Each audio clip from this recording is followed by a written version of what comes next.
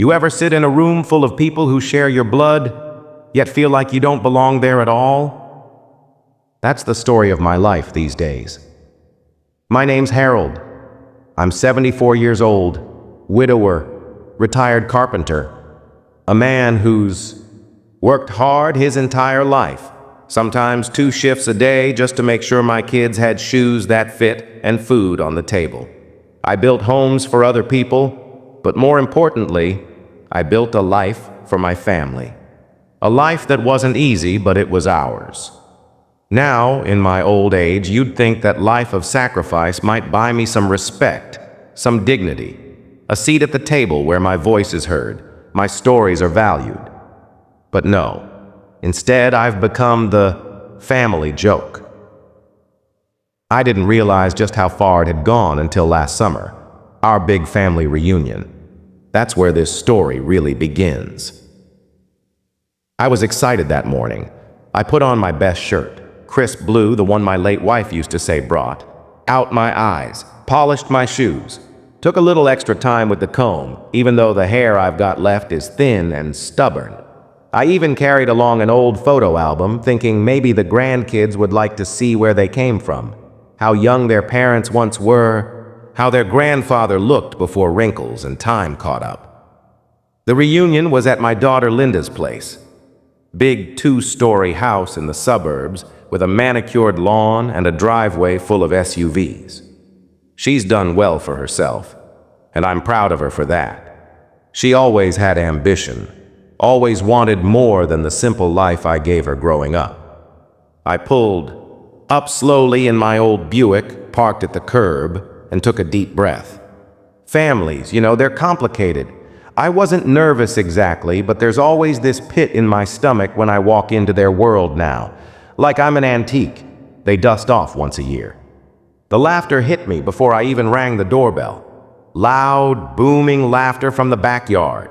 Kids running around, cousins calling out, the grill sizzling. For a moment I smiled. Maybe today would be different. Maybe today they'd see me not as the old man, but as their father, their grandfather. The man who built the very foundation they're standing on. Linda opened the door. She was busy, hair pinned up, apron dusted with flour, phone wedged between shoulder and ear as she juggled a tray of something. "Oh, hi, Dad," she said quickly, barely looking up from her conversation. "Come in, we're all out back." No. Hug. No. "I'm glad you're here." Just a quick wave of her hand as she hurried away. I stepped inside, clutching the photo album under my arm. The house smelled like barbecue and cinnamon rolls. I followed the noise out to the patio where everyone was gathered. My son Mark was by the grill, flipping burgers, beer in hand. His wife was setting up a salad. The grandkids, teenagers mostly, were glued to their phones or tossing a football across the yard. "Grandpa's here!" one of them shouted. Heads turned, smiles appeared, but not the warm kind. More like the polite, obligatory kind you give a stranger at the grocery store. "Hey, Dad," Mark said, barely glancing up from the grill. "You found the place okay?" "Of course," I muttered. "It's not like I'm blind yet." He chuckled, but not kindly. More like he was already poking fun. I sat down at the table, listening, observing. Conversation swirled around me about work promotions, vacation plans, new gadgets the kids wanted. I tried to join in a few times, but my words got swept away like leaves in the wind. Nobody cared. Still, I smiled. I waited. Dinner was coming, and dinner was my chance. When we finally sat at the big table under the canopy lights, I thought, this is it. This is where I remind them who I am. The food was delicious. Mark had done a fine job with the burgers. Linda's casserole was bubbling. The kids piled plates high. I cleared my throat, held up my glass of iced tea, and said, looking at all of you here together, it reminds me of when I built our first house. I was 25, working 2 jobs, and... But before I could finish, Mark groaned. "Oh, here we go again," he muttered, Linda rolled her eyes. Dad, maybe just eat, okay? The table laughed. One of the grandsons piped up, putting on a mock old man voice. Back in my day, we walked 10 miles barefoot uphill both ways. The table erupted in laughter. My story, my life, reduced to a punchline. I sat there, stunned, forcing a smile to keep from showing the crack in my heart. And then I said quietly, steady as stone, "Funny, the food you're eating? The roof you're under? The money that paid for all this once came from the same hands you laugh at." Silence fell for just a moment. But then someone changed the subject, and just like that, my words disappeared. I sat there in that silence inside me, watching them chatter, watching them live their lives on top of the sacrifices I made, and I thought maybe I really don't belong here anymore. After dinner, I tried again. I pulled out the photo album, setting it on the table. "Look," I said softly, flipping open the first page. "This was your mother, Linda, when she was 7. She was so proud of that bike I bought her." But nobody looked. The kids were back on their phones. Linda was washing dishes. Mark was cracking open another beer.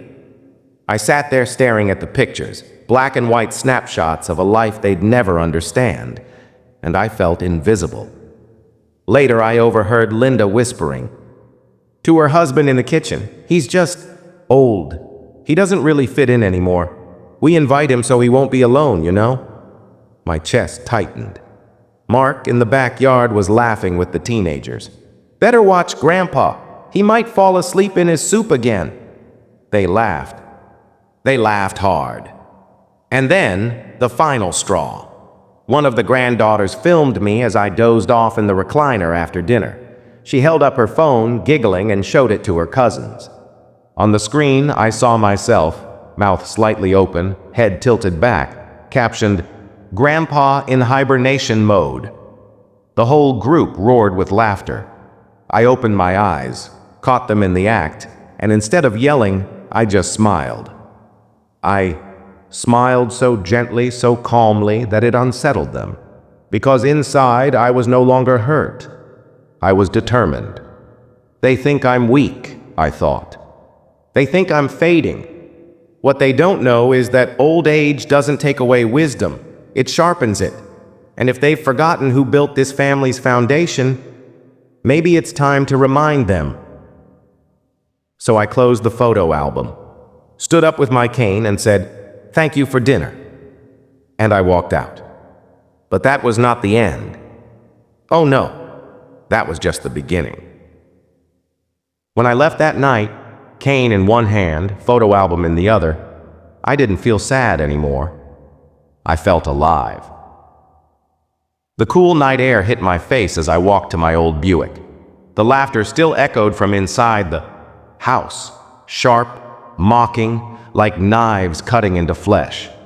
But in my chest, a strange fire burned. You see, when you're 74, people assume your fighting days are behind you, that you've got nothing left but memories and aches.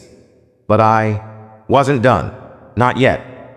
I got home, set the photo album on my kitchen table, and made myself a cup of tea. My wife's chair, still across from mine, sat empty, but I could almost hear her voice. "Harold," she would have said, "don't let them trample on you. You gave them everything. If they've forgotten, remind them."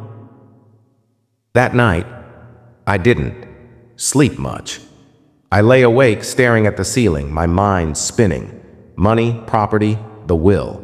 They didn't know it, but I still had more power than they imagined. The house I lived in, paid off. A couple rental properties I'd held onto since my carpenter days, still bringing in money, savings. Not as much as the rich folks on TV, but enough. Enough that my kids and grandkids had always quietly assumed they'd inherit. And maybe they would, maybe. But not until they learned something first. I decided then and there, I was going to test them, to see if they could remember respect, even when they thought there was money on the line. The next morning, I pulled out a yellow legal pad and began to write. Dear family, I'd like you all to come to my house this Sunday afternoon. There's something important I need to discuss with each of you. Attendance is not optional. Consider it necessary. I chuckled as I underlined that last word. Let them wonder. Let them sweat. I signed it with just Dad, Grandpa. Then I made copies, dropped them in the mail. Old-fashioned, sure, but more dramatic that way. No texts, no emails. A letter in the mailbox feels heavier, more serious. As I sealed the last envelope, I thought about their reactions. Linda would probably panic, thinking I was sick or dying. Mark would complain, say I was being dramatic. The grandkids, they'd roll their eyes, but they'd come. Because deep down, they all knew. Inheritance was a silent rope that tied us together. Sunday came faster than I expected. That morning I cleaned the house top to bottom, polished the wood floors until they gleamed, dusted the shelves, even set out the fine china my wife had loved. In the living room, I arranged framed photographs. Our wedding day, the kids as toddlers, vacations we took when money was tight, but love was abundant. I wanted them surrounded by memories they'd forgotten. And in the center of the coffee table, I placed a large manila envelope, thick, obvious. Inside, copies of my newly drafted will, though they didn't know that yet. By noon, I was dressed in my best suit. Not for a funeral, not for a wedding, but for war. At 2 sharp, the first car pulled into the driveway. Linda, of course. She walked in with her husband, her eyes darting around nervously. Dad? You? Okay? You scared us with that letter. I'm fine, I said calmly. Go on, have a seat. Mark came next, swaggering in with his booming voice. What's this about, Dad? Some big announcement? You selling the house? He smirked, as if it were a joke. Soon the grandkids trickled in, headphones dangling from their necks, phones in their hands. They flopped onto the couch without looking up. When everyone had gathered, I cleared my throat. The room fell quiet. I stood in the center of the living room, leaning on my cane. My voice, steady but sharp, cut through the silence. You're probably wondering why I called you here. Last week at the reunion, I saw something. I saw laughter. Not the joyful kind, but the cruel kind. I saw my own family mocking me, my stories, my age, my very existence. A ripple of discomfort spread. Linda's face flushed. Mark shifted in his chair. I continued. You think I don't notice. You think these old ears don't hear. But I heard every word. I saw every smirk. And I've decided it's time for a lesson. I reached for the manila envelope and held it up. In this envelope is my will. I rewrote it this week. Gasps filled the room. A couple grandkids sat up straighter, suddenly alert. Inside, it details what each of you will or won't inherit when I'm gone. But here's the catch. I'm not telling you what's in it. Not yet. Because what you inherit depends on how you treat me while I'm alive. The room exploded with voices. Linda. Dad, that's not fair. Mark. You're manipulating us with money. One granddaughter whispered, Wait, he has a will? Like with actual money? I raised my hand. Silence returned. Respect isn't owed to me because I'm old. It's owed because I gave everything I had for you. And if you can't give me respect while I'm breathing, don't expect a dime when I'm gone. I set the envelope back down on the table, then looked, each of them in the eye. From this day forward, I will watch, I will listen, and I will remember. The day I leave this world, some of you will inherit something. Others will inherit nothing but the memory of how you treated me. For the first time in years, my family sat completely still. No laughter, no smirks, just silence. Linda's eyes brimmed with tears. Dad, I didn't mean... Mark clenched his fists. This is ridiculous. The grandkids stared, guilt flickering across their faces. I didn't shout. I didn't argue. I just said, I've said my piece. You may leave now. And one by one, they filed out, the weight of my words hanging over them like a storm cloud. When the door finally closed, I sank into my chair, exhausted but satisfied. For the first time in years, I felt seen. That night, after everyone left, my house felt quieter than usual. Not peaceful quiet. No, this was the heavy kind.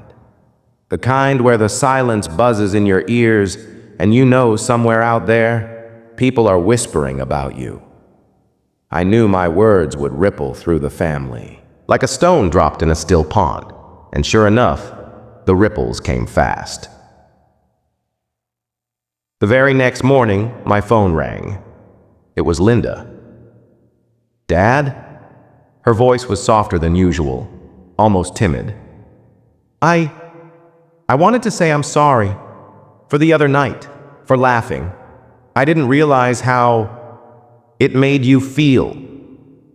I could almost picture her wringing her hands, pacing her spotless kitchen. Didn't realize? I asked calmly. Linda, I raised you better than that. You knew. Silence on the other end, then a shaky sigh. I'll do better. I promise. I didn't say I forgave her. Not yet. 2 days later, Mark stormed into my driveway without calling first. He slammed his truck door and stomped up to my porch. Dad, this is garbage, he barked as soon as I opened the door. Using your will to scare us? That's low. You're twisting the family against each other. I leaned on my cane, staring him down. No, son, I'm not twisting anything. I'm holding up a mirror. You don't like what you see? That's on you. His face reddened. So what? We're supposed to kiss your boots until you die? That's not respect, that's blackmail. Respect, I said evenly, is shown in the little things. Listening, caring, not mocking. If you can't do that, then you don't deserve a penny of what I've built. He cursed under his breath and stormed back to his truck. As his tires screeched down the street, I felt a twinge in my chest. Not anger, not pride, just sorrow. My own son couldn't see the difference between control and boundaries. The grandkids, though, they were different. That first weekend, my eldest, granddaughter Emily, showed up at my house with a bag of groceries. She's 19, usually glued to her phone, but she knocked gently and said, "Hi, Grandpa. Thought maybe we could cook together." We hadn't cooked together since she was 12. Inside, as she chopped vegetables, she finally looked up and whispered, "I'm sorry for the video. It was mean. I shouldn't have done it." Her cheeks were pink with shame. I nodded. Took courage to admit that. For the first time in a long while, I felt hope. Later that week, 2 of the boys came by to mow my lawn. They didn't say much, but I saw the guilt in their eyes. They were trying, and trying, even awkwardly, meant something. Not all of them changed, though. A couple grandkids avoided me altogether. Maybe out of embarrassment, maybe out of stubbornness. Either way, their absence spoke volumes. 3 weeks later, Linda hosted Sunday dinner again. This time, I almost didn't go, but I did. And oh, how the atmosphere had shifted. When I walked in, the grandkids stood to greet me. Not all of them, but enough that it startled me. Mark was quieter, not as smug. Linda hovered, fussing over whether I had enough food on my plate. It was almost too much. Halfway through the meal, Linda asked gently, "Dad, do you want to tell us another story about when you built the house?" Her eyes were moist, sincere. Hesitated, studying their faces. They weren't mocking this time. They were listening. So I told them. I told them about the blisters on my hands, the nights I worked until dawn, the way their grandmother held me steady when I thought I'd collapse. And for the first time in years, they listened. Really listened.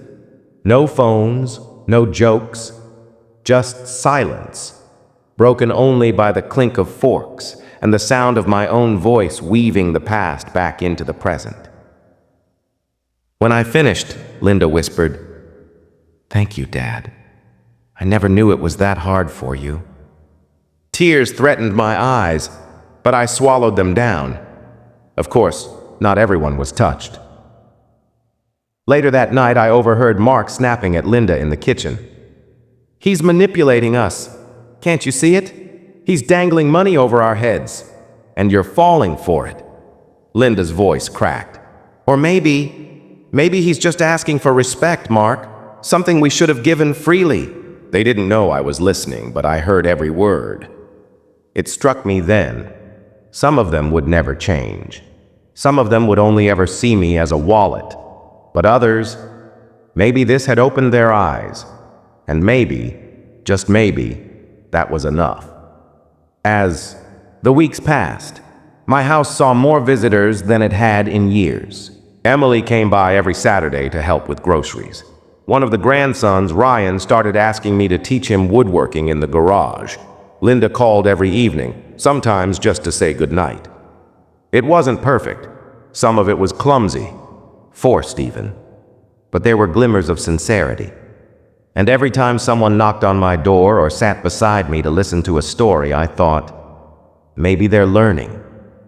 Maybe this family won't forget who I am after all. But there was still a part of me that knew. Fear can only hold people for so long. Real change comes from the heart. And I wasn't sure yet which of them were truly changing and which were just angling for a spot in the will. Still, I was patient. Time reveals the truth. Now, maybe you're listening to this and thinking, "Harold, you went too far, using inheritance as a weapon? That's cruel." And maybe you're right. But, let me ask you, what would you have done? Would you sit at a table, mocked by your own flesh and blood, and swallow it down like nothing? Would you watch your legacy turn into a joke?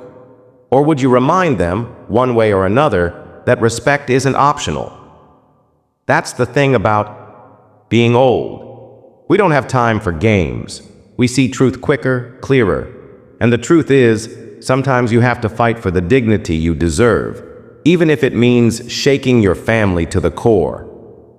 I sat in my recliner that evening, the house quiet except for the ticking of the old grandfather clock in the hallway. Funny thing about time, it mocks you in silence, just as much as people can mock you in words. Every tick reminded me that my children, my nieces, my nephews, the family I had once dreamed of being my strength, had become my accusers, my audience, and eventually my students. I had given them a lesson they weren't expecting, but as I replayed the day, the laughter, the mocking comments about my forgetfulness, the jabs at my old clothes, the way they dismissed my stories as just rambling, I realized something. Their ridicule didn't truly hurt because it was untrue. It hurt because it came from the very people I had spent my life sacrificing for. You see, strangers can mock you, and it bounces off like rain on a roof. But when it's family, their words cut deep. They seep into the cracks of your heart and stay there. That day at the reunion, I finally stopped letting their voices define me. I thought back to when I was a young father. I wasn't perfect. Lord knows I made mistakes. I wasn't always gentle. Sometimes my work consumed me, and sometimes I let my temper flare. But I never once disrespected my elders. Even when I disagreed, even when I thought they were wrong, I remembered the hands that fed me, the voices that guided me, the sacrifices that shaped me. What changed with this new generation? Was it the phones in their hands, teaching them that attention spans were short and respect was optional? Was it the culture that glorified youth and treated age as a disease to be cured or ignored? Or was it simply that, somewhere along the way, they forgot the simple truth? Without the roots, there can be no tree. That night, I stared at an old photo album on my lap. In it was a picture of me and my late wife, Anna, from the very first reunion we hosted. She wore a bright yellow dress, her laugh frozen in time as she leaned against me, one hand holding our newborn son. The whole family surrounded us back. Then, smiling, grateful, connected, I whispered to her photo, "Anna, what happened to them? Did we raise them wrong? Or did the world change too fast for them to remember?" Her smile, still glowing through the photograph, seemed to answer, "Me without words, they'll learn. Maybe not today, maybe not tomorrow, but they'll learn." The lesson I left them with wasn't about revenge. It wasn't about humiliating them back, though I admit there was satisfaction in watching their smug grins fade. No, the lesson was simpler. Mocking someone for their age, their flaws, or their past says more about your character than theirs. I wanted them to remember that when the years caught up to them, and oh, they surely will, respect would be the currency they'd wish they had earned. The next morning, I received a text from my granddaughter, Emily, the one who had laughed the hardest when I forgot her college major. She wrote, "Grandpa, I'm sorry. I didn't realize how cruel I sounded yesterday. I thought we were just joking, but I see now that it hurt. You didn't deserve that. I want to come visit you this week. Just us, no noise, no crowd. Maybe you can tell me those stories again. This time I'll listen." Tears welled in my eyes. Maybe, just maybe, the seed of respect had been planted. Because here's the truth, folks. Respect doesn't vanish. Sometimes it lies dormant, like a forgotten seed under the soil. All it takes is one lesson, one story, one moment to water it back to life. I leaned back in my chair and thought about the years I had left. Maybe not many, maybe a few more than I expect. Who knows? But however many remain, I want to spend them teaching. Not scolding, not sulking, but teaching. Teaching my family that laughter is not cruel when it's shared, but when it's targeted, it becomes a weapon. Teaching them that old age is not a punchline, but a privilege.